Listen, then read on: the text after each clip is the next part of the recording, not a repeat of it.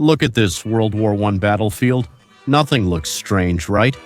But you couldn't be more wrong. This tree that looks dead is actually a fake tree. It's an exact replica of a tree that was already there before. These fake trees were placed by the British in no man's land. Dozens of these were installed throughout the conflict, completely fooling the German sentries. But how did they make these trees? What purpose did they serve? And how did these trees manage to change the entire course of the war? In this video, we will talk about the history of the British camouflage trees, World War I, and how they were crucial to winning this war. So make yourself comfortable and welcome to Guns Club.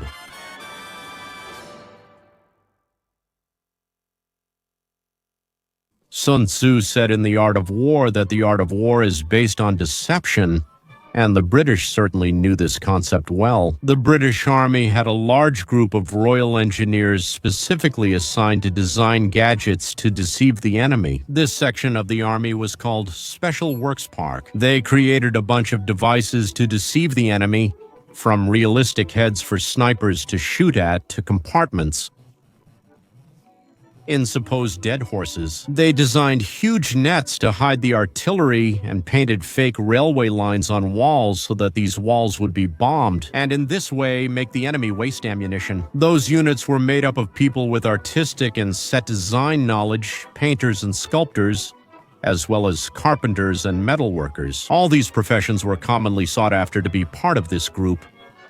4.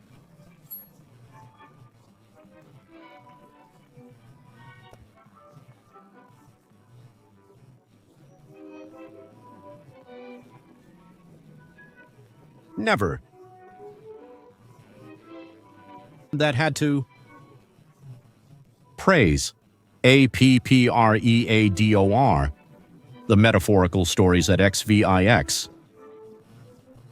And to the snipers, the British needed something to observe the enemy from above without being seen, and this man found the solution to this problem. He was Solomon J. Solomon, our protagonist today, a renowned painter in England. In 1914, he was selected to study the innovative French camouflage. Directly at the front, he was given a temporary lieutenant rank and sent straight to the French trenches. In a few months, Solomon not only learned how to make camouflage, but he also learned how to make camouflage trees, inspired by the designs invented by the French. But what were these trees?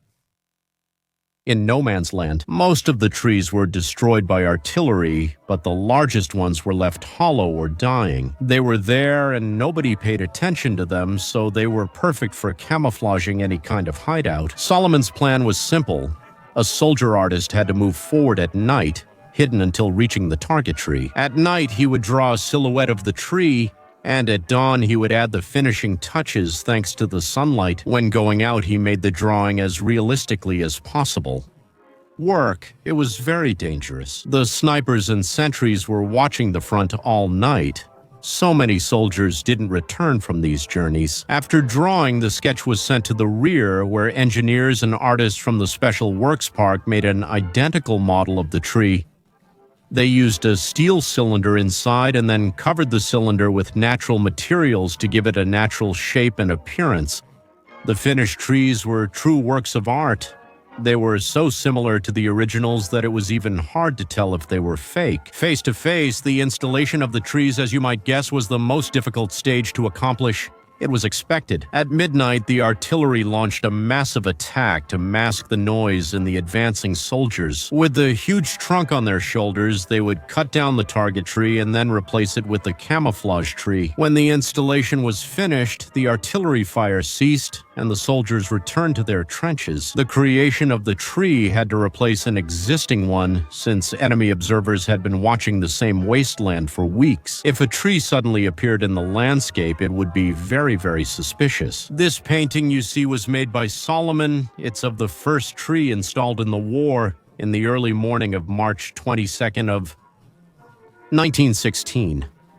It clearly shows the installation process, featuring darkness and many men in no man's land. The tree could remain for months or years if it wasn't destroyed. 45 of these were installed and only 6 were destroyed by artillery. Inside these, there could be a periscope where the observer could perfectly see the enemy's movements because of the height. They could also simply be inside, observing through small slits. They could have weapons, so they could also defend themselves in case the enemies got too close to the tree. Many cases were used as sniper nests. From there, they had a perfect view of the enemy trench.